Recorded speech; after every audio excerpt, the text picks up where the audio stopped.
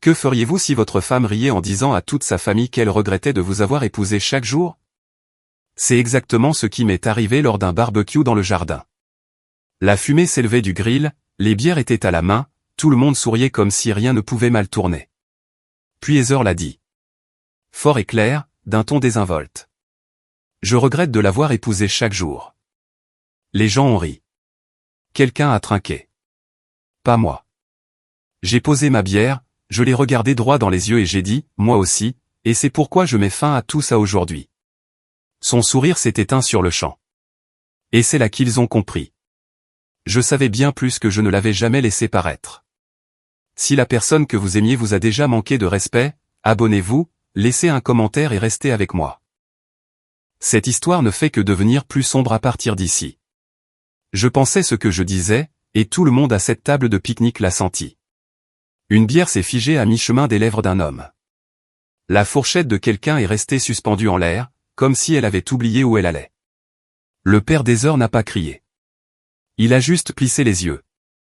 Ce regard silencieux qui dit « ça suffit », celui que les pères utilisent quand un jardin commence à se transformer en tribunal. Heather a essayé d'en rire. « Chérie, allons. Je plaisante. C'est une blague. » Je n'ai pas haussé la voix. Je ne lui ai pas donné la dispute dans laquelle elle essayait de m'attirer. Je me suis juste un peu penché en arrière, assez calme pour lui faire peur, et j'ai demandé « Vraiment ?» Cette simple question a aspiré tout l'oxygène autour de la table. Son sourire a eu un spasme, ses yeux ont cherché du secours. Cousin, mère, père, elle cherchait quelqu'un pour la sauver avec un autre rire. J'ai maintenu mon regard fixé sur elle. Tu fais de moi la chute de tes blagues depuis des années, ai-je dit. Et tu t'es senti à l'aise parce que je continuais à encaisser. Elle a ouvert la bouche, puis l'a refermée. J'ai hoché la tête une fois. Nous n'allons pas régler ça ici, ai-je dit d'une voix stable. Mais comprends-moi bien. Ce que tu viens de dire, ça ne s'efface pas, et alors que le silence se propageait, je pouvais le sentir. La prochaine chose qui sortirait de ma bouche changerait ce que sa famille croyait d'elle. Heather était assise là, ressemblant à l'épouse parfaite. Sourire éclatant, rire facile, le genre de femme qui sait comment charmer une assemblée. Lors d'un barbecue de banlieue, elle était le charme incarné. Si vous ne la connaissiez que de jour et à travers des conversations légères, vous jureriez que j'étais l'homme le plus chanceux de la table. C'est pourquoi ces blagues fonctionnaient. Elles semblaient inoffensives pour tout le monde, mais je connaissais le schéma. Pas une grande trahison que l'on peut pointer du doigt. Juste le goutte à goutte constant. Les petites remarques qui vous font sentir petit. Le roulement des yeux quand vous parlez. La façon dont elle me corrigeait de manière enjouée devant les gens, comme si j'étais un enfant. La mort par 1000 coupures. Assez silencieuse pour que vous commenciez à douter de votre propre instinct. Et je continuais à faire ce que les hommes font. J'assurais. Je payais les factures. Je maintenais les lumières allumées. Je tenais le prêt immobilier à jour. Je me disais que c'était de la force. Absorber la pression. Maintenir la paix. Être celui qui est stable. Assis là, avec tout le monde qui regardait son visage se crisper, ça m'a frappé de plein fouet. Mon silence n'était plus une force. C'était une capitulation. Et le pire, ce n'est pas une seule phrase lors d'un barbecue qui m'a fait craquer. J'ai craqué parce que cette phrase correspondait à ce que j'avais déjà vu. Des mots qu'elle ne savait pas que j'avais sauvegardés, attendant sur mon téléphone comme une vérité explosive. C'est alors qu'Ashley, sa cousine, celle qui parle comme si chaque réunion de famille était un podcast, s'est penchée en avant avec un sourire. Ok. Ok, alors on plaisante ou on passe aux choses sérieuses maintenant. Heather a tenté de reprendre le contrôle de la situation. Elle a lancé une autre petite pique sur le fait que j'étais trop stable, trop prévisible, comme si la stabilité était quelque chose dont on pouvait rire. Quelques personnes ont laissé échapper des rires gênés, le genre de rire qu'on fait quand on ne veut pas choisir un camp. Je n'ai pas regardé Ashley. Je n'ai pas regardé Heather non plus. J'ai regardé sa mère. Avez-vous déjà remarqué, ai-je dit doucement. Elle ne parle de moi que lorsqu'elle a besoin d'une chute pour une blague. Le sourire de sa mère a vacillé. Elle a ouvert la bouche comme si elle avait une réponse toute prête, mais rien n'est sorti. Parce qu'une fois que vous le voyez, vous ne pouvez plus l'ignorer. Heather s'est agitée sur sa chaise, soudainement consciente que le projecteur avait changé de place. J'ai hoché la tête, presque gentiment. Et avant que quiconque me dise que je la comprends mal, j'ai ajouté, j'ai des captures d'écran. Le rire ne s'est pas seulement arrêté. Il s'est lentement, brusquement transformé en suspicion, pointé droit sur elle. Les yeux d'Heather ont lancé des éclairs, comme si je venais de dégainer une arme à table. Des captures d'écran de quoi, a-t-elle lancé? Trop vite, trop fort. J'ai gardé ma voix égale. Ce calme faisait plus de dégâts que des cris n'auraient jamais pu en faire. De toi, ai-je dit, parlant de notre mariage comme d'une blague et d'un piège. Puis je l'ai cité mot pour que personne ne puisse prétendre que j'exagérais. Le mariage est une prison. J'ai laissé la phrase en suspens. C'est ce que tu as envoyé par texto à ton collègue. Le visage de son père s'est durci. Il ne m'a pas regardé. Il a regardé droit vers sa fille. Heather, a-t-il dit d'une voix basse et tranchante. As-tu dit ça? Elle n'a pas répondu. Pas d'excuses, pas de rire, pas de réplique. Juste le silence, comme si sa gorge comprenait soudain les conséquences. J'ai hoché la tête une fois. Je ne suis pas ici pour créer une scène, ai-je dit. Je suis ici pour y mettre fin. J'ai repoussé ma chaise et je me suis levé. Le jardin bourdonnait de panique, les chuchotements s'échangeaient, quelqu'un s'est raclé la gorge. Et je suis entré dans la maison, sachant que la minute suivante retournerait toute sa famille contre la version d'elle qu'il pensait connaître. À l'intérieur de la maison, le bruit a diminué derrière la porte, comme si quelqu'un avait appuyé sur le bouton « muet ». Je suis allé directement à la salle de bain, j'ai ouvert l'eau froide et je me suis aspergé le visage jusqu'à ce que ma peau pique. Dans le miroir, je n'avais pas l'air furieux. J'avais l'air léger, comme si j'avais porté un poids si longtemps que j'avais oublié qu'il était là. Par la fenêtre ouverte, j'ai entendu la voix de ma belle-mère se briser. « Ma chérie, qu'as-tu fait ?» Heather a répondu vite, le souffle court, brodant, arrangeant, remodelant la vérité en quelque chose d'assez mignon pour survivre à un barbecue. Je me suis séché les mains lentement. Sans hâte, sans panique. C'était nouveau. Quand je suis retourné dehors, son père a croisé mon regard comme un homme essayant d'empêcher sa famille de se déchirer. Il a commencé à parler. J'ai levé une main, douce mais ferme. « Monsieur, ce n'est pas votre fardeau. » Puis j'ai regardé Heather. « Nous parlerons en privé, mais comprends quelque chose. » J'ai laissé les mots s'installer froidement entre nous. Cela a déjà commencé. Et l'expression sur son visage m'a dit qu'elle me croyait enfin. Le trajet du retour, c'était comme avancer dans le brouillard, même si le ciel était clair. Les mains d'Heather serraient le volant jusqu'à ce que ses jointures blanchissent. Elle me jetait des coups d'œil, comme si elle attendait que l'ancienne version de moi-même apparaisse, en colère, suppliant, s'excusant d'avoir rendu les choses gênantes. Finalement, elle a craqué. « Tu m'as vraiment embarrassé là-bas. Je n'ai même pas tourné la tête. Tu t'es embarrassé toi-même. » Elle a laissé échapper ce petit rire aigu qu'elle utilise quand elle essaie de reprendre le dessus. « Oh mon Dieu, Lucas, tu surréagis. » Tout le monde savait que je ne le pensais pas, j'ai regardé les lignes de la route glisser sous les phares. « Non, ai-je dit, il ne le savait pas, et moi non plus. » Sa voix s'est tendue. C'était une blague. Ce n'était pas une blague, ai-je dit, assez calme pour être tranchant. C'était une confession. Tu as juste dit tout haut la partie que tu pensais tout bas. La voiture est redevenue silencieuse, un silence plus lourd que n'importe quelle dispute. Et quand nous nous sommes garés dans notre allée, j'ai réalisé que la prochaine conversation ne serait pas une dispute. Ce serait un règlement de compte. Nous nous sommes garés dans l'allée et la lumière du Porsche a frappé l'avant de la maison comme un projecteur sur quelque chose dont nous prétendions que tout allait bien. 2 voitures, un revêtement propre, un garage plein d'outils et de cartons de Noël. Le genre d'endroit que les gens appellent « réussir ». Et pourtant, quand le moteur s'est arrêté, il faisait plus froid que l'air de la nuit. Heather n'est pas sortie tout de suite. « Alors c'est tout » a-t-elle dit, fixant le volant. « Tu mets vraiment fin à tout ça ?» J'ai glissé mes clés dans ma poche et je l'ai enfin regardé. « Non, ai-je dit. C'est toi qui y as mis fin au moment où tu as décidé que j'étais plus en sécurité en tant que blague. » Elle a expiré bruyamment, comme si on lui avait fait du tort. J'étais stressé. Je ne le pensais pas, je suis sorti, puis je me suis arrêté près du capot, laissant le silence faire son travail. Tu le dis depuis des mois, ai-je dit, à différentes personnes, de différentes manières. Ce soir, c'était juste la première fois que tu le faisais avec un public. Sa tête s'est brusquement tournée vers moi, le sang s'est retiré de son visage, car c'est à ce moment-là qu'elle a réalisé qu'il ne s'agissait pas d'une seule phrase lors d'un barbecue. Il s'agissait de ce que je savais déjà et de ce que je n'avais pas encore dit à voix haute. À l'intérieur, la maison sentait le nettoyant au citron et les vieilles habitudes. Heather m'a suivi comme si elle pouvait encore se frayer un chemin vers le contrôle par la parole. Elle a croisé les bras, le menton levé, essayant de transformer cela en une dispute normale.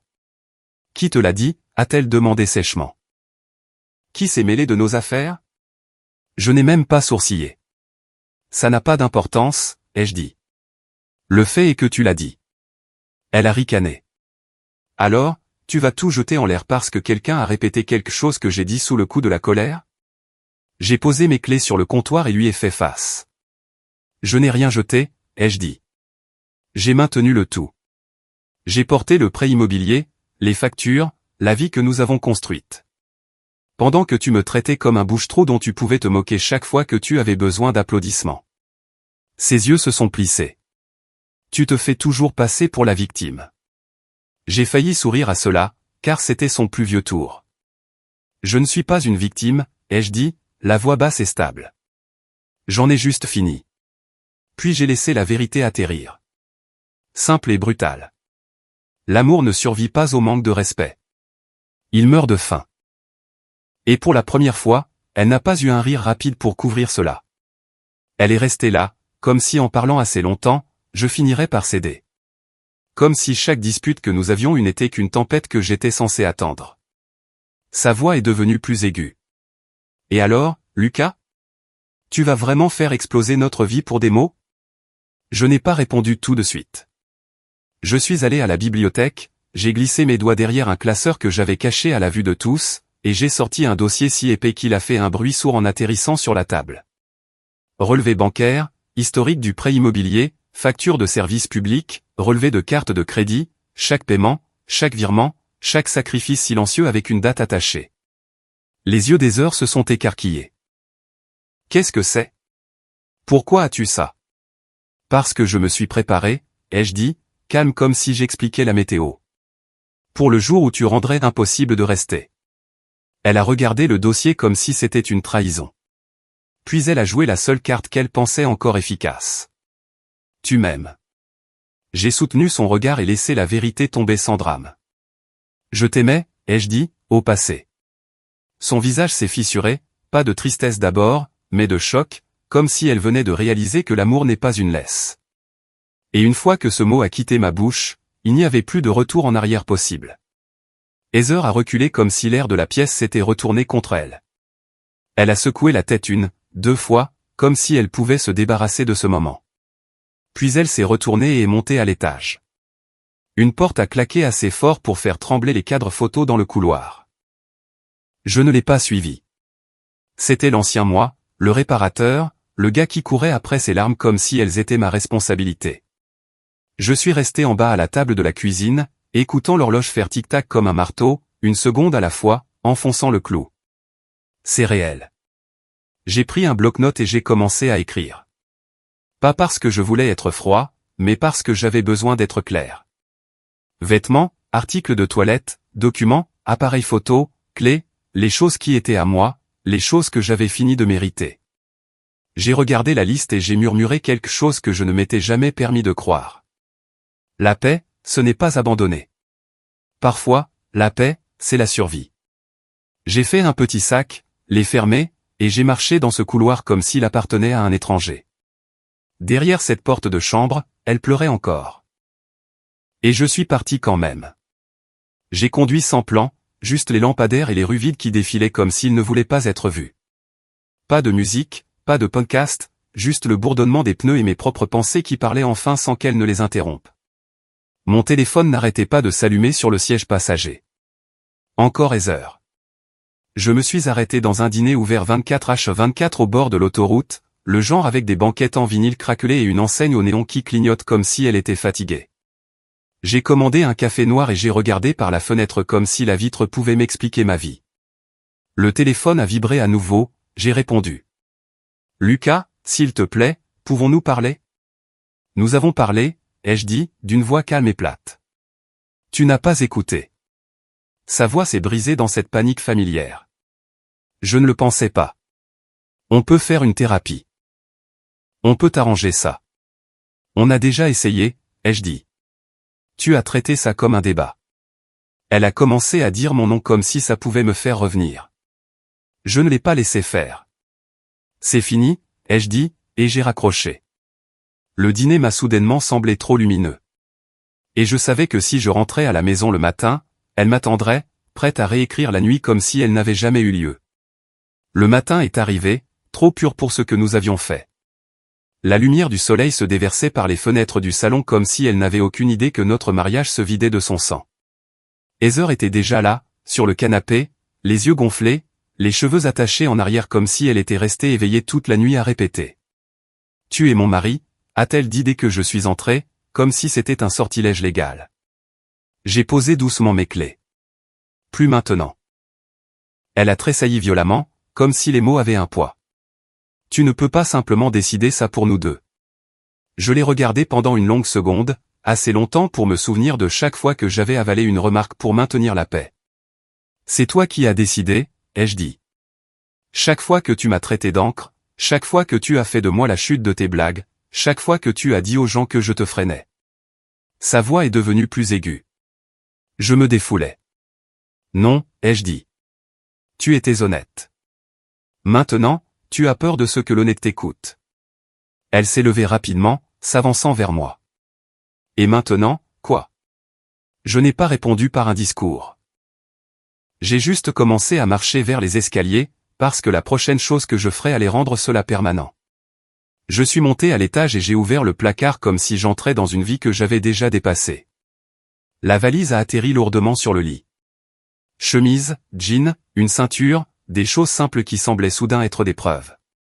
Heather se tenait dans l'encadrement de la porte, les bras croisés, essayant d'avoir l'air dur alors que sa voix tremblait. « Tu as vraiment planifié ça ?» a-t-elle dit. « Tu te préparais à me quitter. » Je n'ai pas arrêté de plier mes vêtements. Se préparer n'est pas la même chose que planifier, ai-je dit. Planifier, c'est ce que tu fais quand tu veux que quelque chose arrive. Se préparer, c'est ce que tu fais quand tu en as marre d'être pris au dépourvu. Ses yeux ont lancé un éclair. Tu vas regretter ça. Cette phrase avait l'habitude de me faire peur.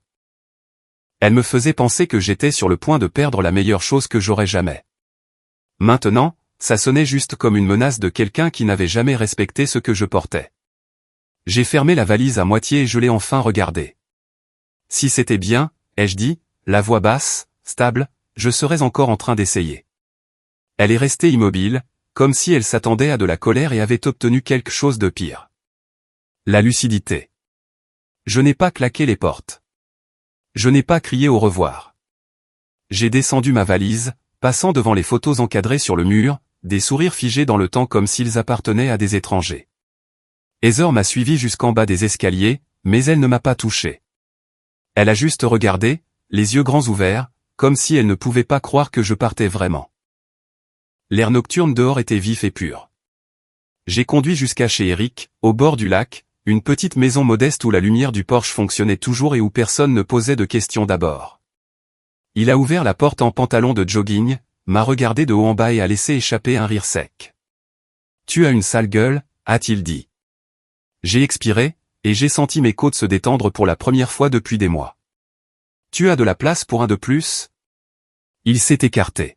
« Ouais, entre. » Cette première nuit, je n'ai pas dormi parfaitement, juste sans interruption. Pas de tension dans les murs, pas de bruit de pas à l'étage, pas d'attente pour la prochaine pique. La paix est arrivée comme quelque chose que je n'avais pas mérité. Et c'est comme ça que j'ai su que ça ne durerait pas. Parce qu'au moment où vous arrêtez enfin de nettoyer le désordre de quelqu'un d'autre, il commence à en créer un plus grand. Pendant 3 jours, Heather a appelé comme si c'était son travail à plein temps. D'abord, c'était des pleurs, doux, tremblants. S'il te plaît, Lucas. Ensuite, c'était la négociation, la thérapie, les soirées en amoureux, des promesses qu'elle n'avait jamais tenues auparavant. Le 3e jour, le ton est devenu acerbe. Des accusations, des reproches, comme si elle ne pouvait pas me ramener avec l'amour, elle me traînerait en arrière avec la culpabilité. J'ai répondu de moins en moins. Le 3e jour, j'ai complètement arrêté.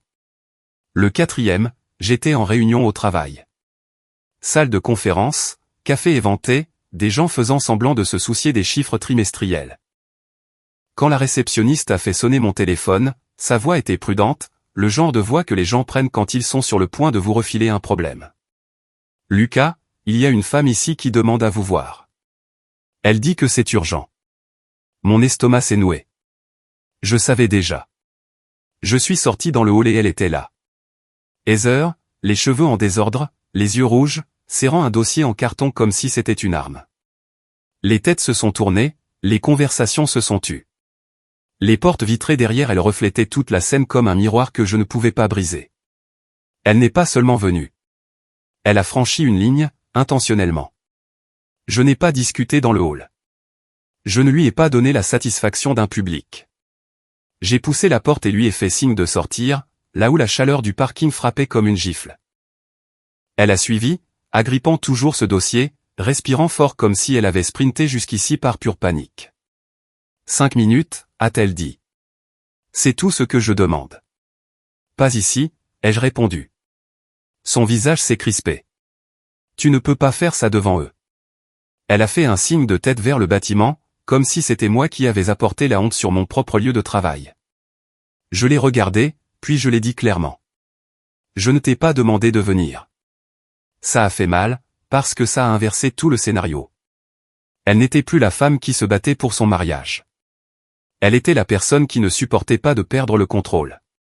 Elle a soulevé un peu le dossier, sa voix devenant calme d'une manière qui semblait répéter.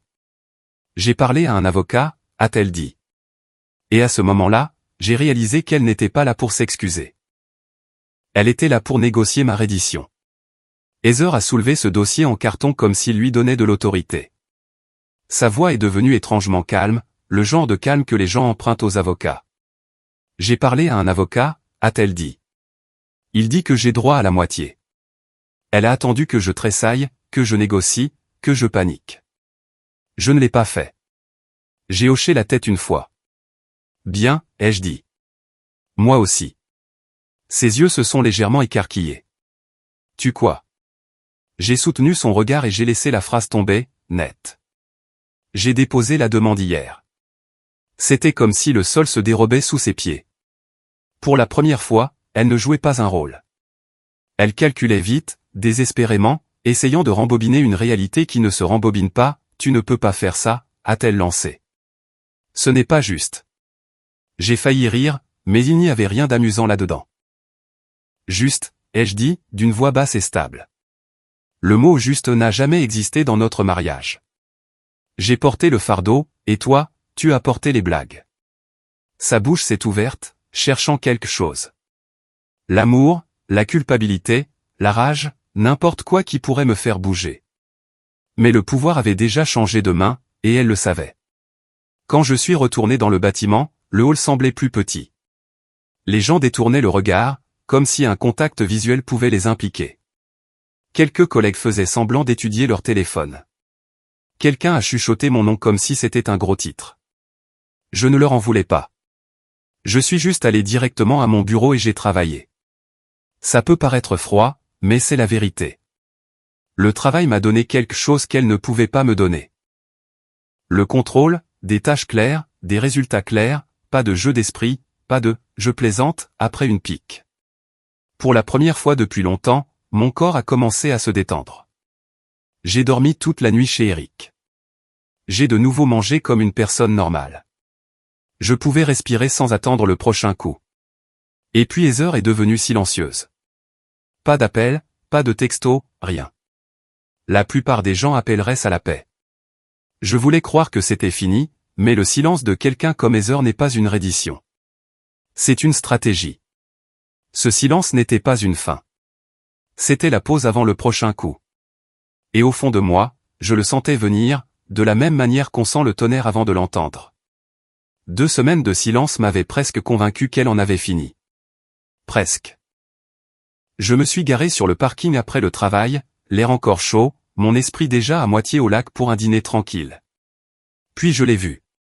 Heather était assise sur le capot de ma voiture comme si elle lui appartenait. Jambes croisées, bras détendus, menton levé, ne pleurant pas, ne suppliant pas, souriant. Le même sourire qu'elle portait au barbecue juste avant de me démolir. Le sourire, je contrôle toujours la situation. C'est la première chose qui m'a noué l'estomac, parce que les larmes sont honnêtes. Ce sourire était une stratégie. Tu m'as ignoré, a-t-elle dit, comme si c'était moi qui enfreignais les règles. Je suis sorti lentement et je ne lui ai pas donné la réaction qu'elle était venue chercher. Elle a glissé du capot, ses talons claquant sur le bitume, ses yeux me scrutant comme si elle cherchait l'ancien Lucas, le gars qui s'expliquerait, s'adoucirait, négocierait. Mais je pouvais le voir aussi clairement que le jour. Elle n'était pas là pour s'excuser. Elle était là pour se battre pour obtenir un avantage. Et debout là, sur ce parking, en la regardant maintenir son sourire, j'ai réalisé que la vraie bataille n'avait même pas encore commencé. Tu n'as pas à décider ça, a lancé Heather, me suivant vers la porte comme si la conversation était une laisse. Tu ne peux pas simplement partir et penser que c'est la fin. J'ai déverrouillé la porte, volontairement calme. Je n'ai pas créé le désordre, ai-je dit. J'ai juste arrêté de le nettoyer. Elle a ricané, mais ses yeux étaient vifs, cherchant des angles d'attaque. Mon avocat dit que j'ai droit à la moitié. La moitié de la maison, la moitié des économies, la moitié de tout. Je n'ai pas argumenté. Je n'ai pas supplié. Je n'ai même pas eu l'air surpris. C'est ce qui l'a effrayé. J'ai gardé des archives, ai-je dit en entrant. Chaque facture, chaque paiement, chaque virement, chaque fois que j'ai porté ce que tu appelais ennuyeux. Sa mâchoire s'est crispée. Alors, tu as prévu de me détruire? Je me suis retourné et j'ai croisé son regard. Non, je prévois de me protéger. Elle a cherché de la colère sur mon visage, n'importe quoi auquel elle pourrait s'accrocher. Quand elle n'a rien trouvé, elle a changé de tactique, sa voix devenant froide. Tu es sans cœur maintenant. J'ai failli sourire. Non, ai-je dit, je ne saigne juste plus. Et c'est là que son sourire a finalement disparu, parce que le calme est la seule chose qu'elle ne pouvait pas contrôler.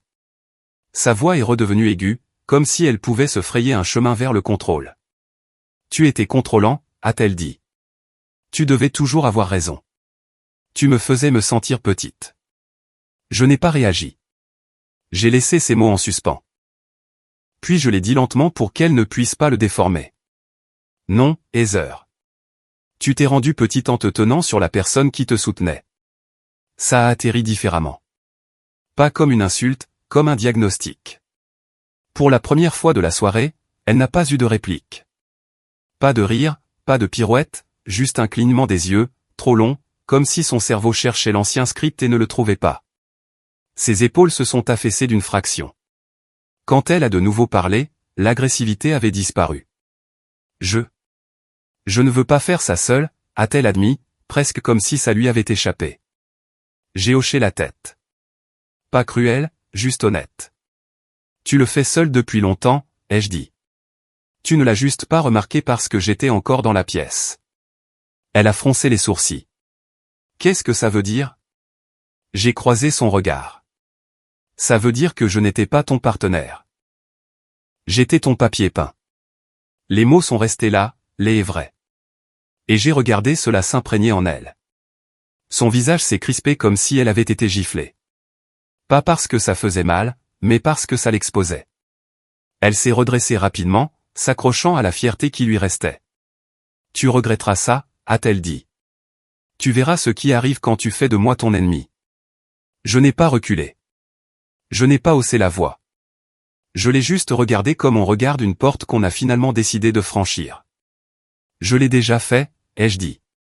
Elle a hésité, confuse, parce que ce n'était pas la réaction qu'elle était venue chercher. Puis j'ai terminé, calmement et nettement.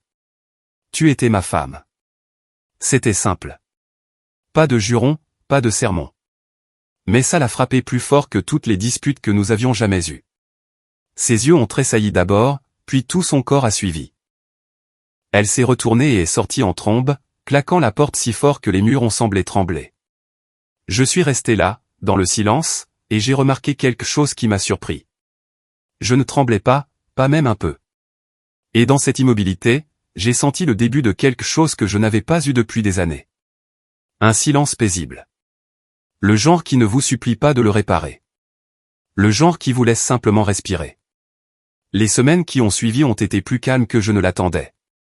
Pas heureuse, juste stable. J'ai recommencé à aller à la salle de sport. Rien d'héroïque, juste assez pour sentir mon corps se remettre en marche. Je travaillais tard exprès. Je retrouvais Eric pour un café au bord du lac. J'ai appelé quelques vieux amis que j'avais laissés de côté parce que le mariage exigeait tout mon temps. C'était la première fois depuis des années que mes journées ne tournaient pas autour de la gestion de l'humeur des heures. Elle a essayé différentes portes, des textos par le biais d'amis communs, de petits messages pour prendre des nouvelles avec une fausse gentillesse. Je n'ai pas répondu. Pas par dépit, par respect de moi-même. Si j'avais répondu, je serais retourné dans mon rôle. Le réparateur, le gars qui arrange les choses. Puis, un vendredi après-midi, mon téléphone a sonné et j'ai vu le nom de son frère. Aaron et moi n'étions pas proches, mais il n'était pas du genre dramatique non plus. C'est pourquoi j'ai décroché. Elle est chez maman, a-t-il dit, elle pleure depuis des heures. J'ai fixé le mur et j'ai senti ce vieux réflexe monter. Se précipiter, sauver la situation. Je l'ai ravalé. Ce n'est plus mon travail, ai-je dit. Et au moment où je l'ai dit, j'ai su que j'avais franchi une ligne que je ne pouvais plus franchir. Ce soir-là, je me tenais sur la terrasse d'Eric et je regardais le soleil se coucher sur l'eau. Le ciel a brûlé d'orange, puis s'est refroidi en violet comme un bleu qui s'estompe. Pour la première fois, mon esprit était silencieux. Pas de dispute dans ma tête, pas de relecture de conversation, pas de planification sur la façon d'améliorer les choses, juste l'immobilité. Je me suis couché en pensant que c'était peut-être la fin. Le lendemain matin, on a frappé à la porte. Pas un coup léger, un coup prudent, comme si la personne de l'autre côté espérait que je répondrais avant de perdre son courage. J'ai ouvert, et elle était là. Heather, les yeux gonflés, le maquillage coulant, pas de sourire cette fois, pas de dossier d'avocat, juste elle, debout en plein jour, semblant plus petite que je ne l'avais jamais vue. « S'il te plaît » a-t-elle murmuré, « écoute-moi. » J'aurais dû fermer la porte. Je le savais. La curiosité est une chose stupide, mais elle est puissante. J'ai reculé et je l'ai laissée entrer. Et alors qu'elle franchissait le seuil, j'ai réalisé que ce ne serait pas une autre dispute. Ce serait son dernier coup. Heather est entrée comme si elle entrait dans une église. Silencieuse, prudente, craignant de toucher quoi que ce soit. Dans ses mains, il y avait une petite boîte fermée avec du ruban adhésif, les coins usés comme si elle avait été ouverte et fermée une douzaine de fois. Elle l'a posée sur la table basse entre nous comme une offrande. « Tout ce que tu m'as jamais donné » a-t-elle dit. Les lettres, les photos, la montre, les petites choses que tu pensais que je n'avais pas remarquées. C'était sa stratégie. La nostalgie. Si elle pouvait me ramener à ce que nous étions, elle n'aurait pas à affronter ce qu'elle était devenue. Je ne l'ai pas prise. Je suis resté assis, les mains sur mes genoux, stable comme la pierre. Garde-les, ai-je dit. Sa gorge s'est nouée. Lucas, j'essaie. Je sais, ai-je répondu, mais je ne vais pas me laisser attendrir pour rester. Elle a dégluti difficilement et a baissé les yeux vers la boîte comme si elle pouvait la sauver. Chaque fois que je vois ça, a-t-elle murmuré, je me souviens de ce que j'ai ruiné. J'ai hoché la tête une fois. Pas cruel, juste clair. Parce que le plus difficile n'était pas la boîte. C'était de réaliser qu'elle comprenait enfin, et qu'il était encore trop tard. Les épaules d'Heather ont tremblé, mais elle ne s'est pas effondrée comme elle le faisait avant. C'était plus silencieux que ça, comme un chagrin qui n'a nulle part où aller. Elle a fixé la boîte et a dit, presque pour elle-même, « Je comprends maintenant. Je t'ai perdu. » Je ne l'ai pas corrigé. J'ai juste dit la vérité qu'elle avait évitée pendant des années. « Tu as perdu l'homme qui t'aimait plus que sa propre paix » ai-je dit. « C'est ça que tu as perdu. » Elle a levé les yeux, vitreux. « Et toi? Que as-tu perdu » J'ai expiré lentement. J'ai perdu la version de moi qui pensait que le manque de respect était le prix de l'amour, ai-je dit. Le gars qui continuait à sourire tout en rétrécissant. Sa voix est tombée à un murmure. « Est-ce que tu me détestes » J'ai soutenu son regard et je n'ai rien senti d'acerbe, pas de vengeance, pas de chaleur, juste de la distance. « Non, ai-je dit. Je ne te déteste pas, j'ai fait une pause, laissant les mots atterrir comme il le fallait.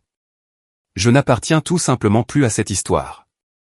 Et le silence qui a suivi n'était pas une punition. C'était une conclusion. Heather s'est levée lentement, comme si ses genoux ne lui faisaient plus entièrement confiance. Elle n'a pas pris la boîte. Elle ne m'a pas demandé de la raccompagner. Elle s'est simplement dirigée vers la porte avec cette dignité silencieuse et vaincue que les gens portent quand ils n'ont plus de tours dans leur sac. Sa main s'est arrêtée sur la poignée de la porte. Elle ne s'est pas retournée tout de suite. Quand elle l'a finalement fait, ses yeux étaient secs. Trop secs. « J'espère qu'elle te rendra heureux », a-t-elle dit. Pendant une seconde, je n'ai honnêtement pas su ce qu'elle voulait dire. « Qui ?» ai-je demandé. Sa bouche s'est crispée, pas de colère, plutôt une acceptation avec des dents. La prochaine. Ce n'était pas une bénédiction. C'était une lame. Mais c'était aussi la chose la plus proche de la prise de responsabilité qu'elle ait jamais offerte, admettant qu'il y en aurait une prochaine et que ce ne serait pas elle. J'ai hoché la tête une fois, parce qu'il n'y avait rien à contredire. Elle a ouvert la porte, est sortie et l'a refermée doucement derrière elle. La maison est devenue silencieuse. Si silencieuse que c'était comme une chute de neige. Et dans ce silence, j'ai compris. Certains adieux n'explosent pas. Ils gèlent. Le temps ne m'a pas guéri du jour au lendemain. Il a juste avancé. Le divorce a commencé à suivre son cours comme un train lent qu'on ne peut plus arrêter une fois qu'il a quitté la gare. Paperasse, signature, réunions qui ressemblent plus à des autopsies qu'à des conversations. Heather et moi ne crions plus. Nous n'en avions pas besoin. La vérité était déjà établie. J'ai gardé ma vie simple. Travail, salle de sport, la maison d'Eric au bord du lac. Coucher tôt, café noir, lent, stable, comme reconstruire une colonne vertébrale. Et puis j'ai rencontré Claire. Pas de manière dramatique. Pas de feu d'artifice, juste la vraie vie. Une amie d'un ami, une conversation tranquille qui ne s'est pas transformée en jeu de pouvoir. Elle écoutait sans chercher les faiblesses. Elle riait sans que cela ne sonne comme une arme. Elle n'avait pas besoin de gagner chaque instant. Ça m'a perturbé au début. Je n'arrêtais pas d'attendre la chute, la petite pique, je plaisante, après une remarque blessante. Ce n'est jamais venu. Et un soir, en rentrant à la maison après un simple dîner, ça m'a frappé. Je n'étais pas tendu. J'étais en sécurité. Pas parce que l'amour était soudainement devenu facile, mais parce que cette fois, l'amour n'était pas accompagné de peur. Un soir, Claire et moi cuisinions comme si c'était la chose la plus normale du monde. Des pâtes sur le feu, de l'ail dans l'air, ses cheveux attachés, la musique assez basse pour pouvoir parler. Pas de tension, pas de mots choisis avec soin, juste deux personnes partageant une cuisine sans marcher sur des œufs. Elle m'a jeté un coup d'œil en remuant la sauce et a souri. « Tu sais, » a-t-elle dit, « tu souris différemment maintenant, comme si tu rentrais à la maison. » Ça m'a frappé plus fort que je ne l'aurais cru, parce que, la maison, signifiait autrefois un prêt immobilier, une lumière de Porsche, un garage plein de cartons. Mais avec Heather, je n'étais jamais à la maison. Je survivais, je gérais les humeurs, je mesurais mes mots, j'encaissais les coups et j'appelais ça de l'amour. Avec Claire, le respect n'était pas quelque chose que je devais regagner après chaque blague. Il était simplement là. J'allais dire quelque chose d'honnête. Quand mon téléphone a vibré sur le comptoir, un nom a illuminé l'écran. Heather. La pièce n'a pas changé, mais mon corps si. Ma poitrine s'est serrée comme une vieille serrure qui tourne. Claire n'a pas posé de questions. Elle a juste observé mon visage. Et j'ai réalisé que le passé ne disparaît pas. Il attend que vous vous sentiez enfin heureux, puis essaie de se faire payer. Le lendemain, une lettre manuscrite est arrivée. Pas un texto, pas un email. Du vrai papier, une enveloppe épaisse, mon nom écrit de sa pente familière, comme si elle voulait que la nostalgie parle avant même que ces mots ne m'atteignent. Je me suis assis à la table et je l'ai ouverte lentement. Le premier paragraphe était des excuses. Le deuxième était l'histoire. Au troisième, je pouvais sentir l'hameçon. La version de nous qu'elle aurait aimé que je me souvienne. La version qui lui permettait de s'en tirer avec le manque de respect parce que j'appelais ça un engagement. J'ai arrêté de lire. Simplement arrêté. Non, ai-je dit à voix haute dans une pièce vide. Je suis allé à la cheminée, j'ai craqué une allumette et j'ai regardé la flamme prendre comme si elle attendait. Puis j'ai tenu la lettre au-dessus du feu et j'ai laissé le bord se recroqueviller. L'encre s'est déformée. Les phrases se sont tordues. Son écriture soignée s'est transformée en dentelle noire. Je n'ai pas ressenti de rage. J'ai ressenti une libération. Le papier s'est replié sur lui-même, puis s'est effondré en cendres. C'était le véritable adieu. Pas le barbecue, pas les papiers du divorce. Le moment où j'ai brûlé l'encre qu'elle n'arrêtait pas de jeter dans ma vie. J'ai regardé les cendres dériver et se déposer comme de la neige grise. Pas de colère, pas de satisfaction, juste un étrange silence, le genre qu'on obtient quand une longue dispute s'épuise enfin. J'ai réalisé que je ne faisais plus le deuil des heures. Je faisais le deuil de l'idée d'elle, de la femme que je pensais avoir épousée, de la promesse que je n'arrêtais pas d'essayer de protéger. La vraie chose, le vrai mariage, était construit sur le manque de respect déguisé en blague, le mépris déguisé en stress, et ma patience transformée en un laissez-passer. Cette nuit-là, en regardant la dernière lueur du feu, j'ai simplifié les choses. La paix n'était pas une humeur. C'était une règle, une ligne que je n'allais plus franchir pour personne. Je l'ai dit à voix haute juste pour l'entendre devenir réel. La liberté n'apparaît pas quand quelqu'un vous traite enfin bien. La liberté apparaît quand vous réalisez enfin que vous auriez dû partir la première fois que vous avez été rabaissé, et que vous vous choisissez quand même. Je repensais sans cesse à ce barbecue, à la fumée, au rire, à la façon dont une seule phrase pouvait fissurer toute une vie. Je regrette de l'avoir épousé chaque jour. Les gens l'ont entendu comme une blague. Je l'ai entendu comme un verdict. Et voici ce que j'ai appris à la dure. Un homme n'a pas besoin d'une romance de conte de fées pour rester. Il a besoin de 3 choses, la sécurité, l'amour et le respect. La sécurité, c'est le prêt payé, les lumières allumées, le sentiment de pouvoir respirer dans sa propre maison. L'amour, c'est savoir que vous n'êtes pas seul dans la pièce. Savoir que vous êtes désiré, pas seulement utilisé. Le respect est le fondement des deux. Sans lui, l'amour ne meurt pas en un grand moment. Il meurt de faim, lentement. Quand vous ne vous sentez pas à votre place, vous commencez à vivre comme un invité dans votre propre maison. Et quand le respect de soi meurt, ce qui reste n'est pas un mariage, c'est une performance. 2 personnes jouant des rôles pour le monde extérieur pendant que l'un d'eux disparaît silencieusement. C'est pourquoi je peux dire ceci sans haine. Je n'ai pas divorcé d'une personne. J'ai divorcé d'un rôle. Voici la partie dont les gens ne parlent pas. La chose la plus effrayante n'est pas d'être quitté. C'est d'être manqué de respect en public et de réaliser que tout le monde a ri comme si c'était normal. Une blague peut être la vérité portant un masque. Et une fois que vous voyez ce masque tomber, vous ne pouvez plus prétendre que vous ne l'avez pas vu. Ce barbecue m'a appris que ma limite n'était pas l'argent, ni le sexe, ni même la loyauté. Ma limite était le respect. Parce que sans respect, tout le reste devient un travail pour lequel vous n'êtes jamais payé. Et non, être un homme ne signifie pas crier plus fort. Parfois, la chose la plus masculine que vous puissiez faire est de partir sans demander la permission. Ce n'est pas de la faiblesse. C'est le respect de soi qui respire enfin. Alors, je vais vous le demander directement, d'homme à homme. Si vous étiez assis à cette table, si votre femme riait et disait qu'elle regrettait de vous avoir épousé pendant que tout le monde regardait, que feriez-vous? Encaisseriez-vous encore ou y mettriez-vous fin sur le champ? Parce que c'est le carrefour, n'est-ce pas? Vous avez 2 choix. Soit vous restez et endurez, en continuant à vous dire que ce n'est pas si grave, en continuant à payer les factures, à encaisser les coups, en espérant que le respect repoussera comme par magie. Soit vous choisissez la paix, même si cela vous coûte votre confort, même si cela vous coûte l'image. Même si cela signifie recommencer avec votre fierté intacte. Et laissez-moi le dire clairement. L'amour n'est pas une endurance infinie. L'amour doit avoir des conséquences, sinon il se transforme en permission. La raison pour laquelle mon mariage est mort n'était pas une seule phrase lors d'un barbecue. C'était des années où elle a appris que mon silence signifiait « vas-y ».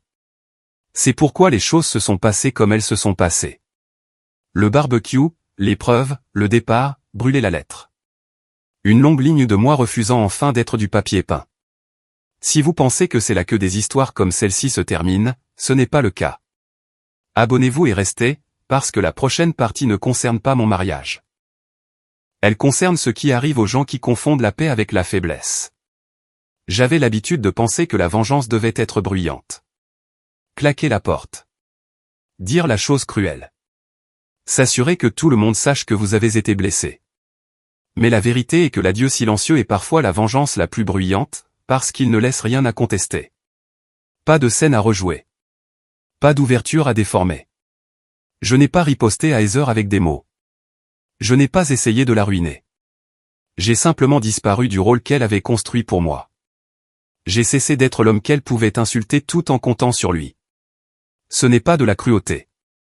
Ce sont des conséquences. Et je n'ai pas gagné contre elle. Si vous tenez le score dans un mariage, vous avez déjà perdu. Ce que j'ai gagné, c'est autre chose. Ma peur. La peur d'être seul. La peur de recommencer. La peur de ce que les gens diraient. Parce que la paix a un coût. Elle coûte le confort. Elle coûte le familier. Mais c'est toujours la chose la plus précieuse qu'un homme puisse racheter. Je le vois encore parfois.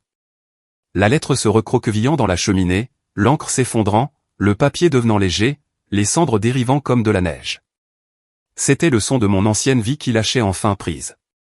Cette phrase, moi aussi, a marqué ma vie comme une cicatrice. Non pas parce qu'elle était intelligente, mais parce que c'était la première fois que je disais la vérité sans l'adoucir pour le confort de quelqu'un d'autre. Beaucoup d'hommes pensent qu'ils doivent être parfaits pour mériter l'amour. Ce n'est pas le cas. Vous devez juste être traité avec un respect de base. Vous pouvez être fatigué. Vous pouvez être ennuyeux. Vous pouvez être stable. Vous pouvez être un travailleur qui paie les factures et continue d'assurer. Rien de tout cela ne vous rend jetable. Et si le respect n'est pas là, n'appelez pas ça de l'amour. Appelez ça ce que c'est, de la commodité, du contrôle, une personne utilisant votre patience comme filet de sécurité. Je ne suis pas fier du temps que je suis resté, mais je suis reconnaissant de ce que cela m'a appris, car cela a sauvé le reste de ma vie. Et si quelque chose de tout cela vous a touché, je veux l'entendre. Laissez un commentaire. Racontez-moi votre version. Le moment où vous avez réalisé qu'on vous prenait pour acquis. Parce que si vous avez déjà été le filet de sécurité, vous comprenez déjà le poids de ce mot. Les hommes deviennent silencieux tout le temps. Non pas parce que ça ne fait pas mal, mais parce qu'on nous a élevés pour le supporter. Baisser la tête. Payer les factures. Ne pas se plaindre. Être le roc. Et pendant un certain temps, ça marche. Vous vous dites que vous êtes fort. Mais porteur n'est pas la même chose que se faire marcher dessus. Il y a une différence entre le sacrifice et l'auto-effacement lent, entre la patience et la permission. Et si vous ne tracez pas une ligne assez tôt, votre cœur n'explose pas. Il s'éteint simplement. Un jour, vous vous réveillez et vous réalisez que vous vivez avec quelqu'un, mais que vous ne vous êtes pas senti respecté depuis des années. C'est pourquoi je dis cela comme un avertissement, pas comme un discours. Fixez votre limite pendant que vous pouvez encore ressentir, pendant que vous avez encore l'énergie de vous battre pour votre propre dignité. N'attendez pas d'être insensible. Parce qu'il est plus difficile de revenir de l'insensibilité que de la colère. Et la partie qui me tient éveillé parfois, c'est que beaucoup d'hommes n'ont jamais leur moment à table. Beaucoup d'hommes n'arrivent jamais à dire « moi aussi ». Ils restent simplement « pour toujours ». Je peux encore entendre les rires de cette table de pique-nique, le tintement d'un verre, la manière décontractée dont les gens rient quand ils pensent assister à une blague inoffensive. C'est à ce moment-là que je suis mort un peu, juste devant tout le monde. Et c'est aussi à ce moment-là que j'ai commencé à revenir à la vie, parce que pour une fois, je n'ai pas fait semblant que tout allait bien. C'est ce que les gens ne comprennent pas. La ligne n'a pas été tracée parce que je voulais du drame. Elle a été tracée parce que je voulais vivre. J'ai choisi 3 choses que j'aurais dû choisir plus tôt. La sécurité pour pouvoir respirer. L'appartenance pour que l'amour ressemble à un foyer, pas à un travail. Et le respect de soi pour ne pas avoir à me diminuer pour maintenir la paix. Et si vous ne retenez rien d'autre de mon histoire, retenez ceci, vous avez le droit d'être respecté dans votre propre foyer. Pas toléré, pas moqué, respecté. Parce qu'au moment où le respect disparaît, tout le reste devient une performance. Et c'est exactement ce que je vais conclure dans la dernière minute. Donc voilà toute l'histoire. Une humiliation publique lors d'un barbecue dans un jardin s'est transformée en une vérité que je ne pouvais plus ignorer. J'ai arrêté de négocier. J'ai fixé une limite. Je suis parti. Et j'ai fermé la porte pour de bon. D'abord avec la paperasse, puis avec les cendres. Voici le message que j'ai appris à la dure. L'amour ne peut pas respirer sans respect. Pas à long terme, pas dans le monde réel.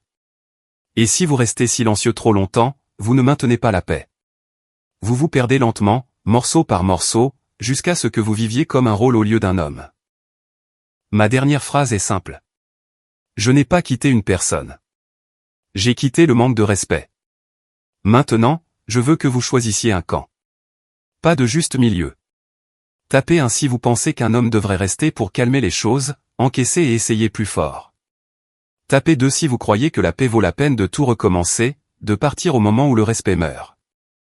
Et si cela vous a touché de près ou de loin, partagez cette vidéo avec un homme qui a besoin de l'entendre. Racontez votre histoire dans les commentaires, parce que quelqu'un qui la lit est encore assis à cette table, attendant de pouvoir respirer à nouveau.